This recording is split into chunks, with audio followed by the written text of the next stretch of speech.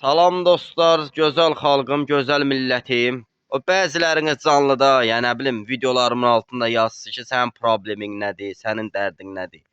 Mənim dərdim odur ki, mənim 2 ildən çoxdur ki, 3-cü ilində keçib çörək pulum kəsilib.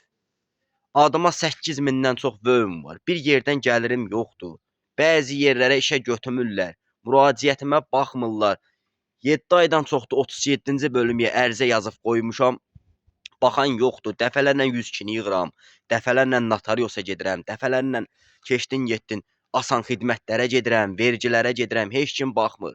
Çünki bura Azərbaycandır. Burada pulunu ver, işini görsünlər. Burada xəstə oldun, kasıb oldun, heç kim sənin müraciətinə baxmır.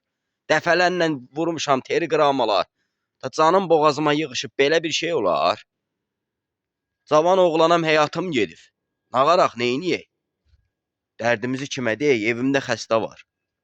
Mən də ələşsəm ki, canlılardan çıxam dəstək istəyəm. Burada başqa variant qoymayıb. Ya üzdən iraq olasan, ya fahişə olasan, ya yaltaq olasan, ya da canlılardan çıxıb kimləsə dəstək istəyəsən ki, bir loxma çörəyə görə acından ölməyəsən, susundan ölməyəsən. Evdə acından ölsən, sənin heç kim qapını açmayacaq.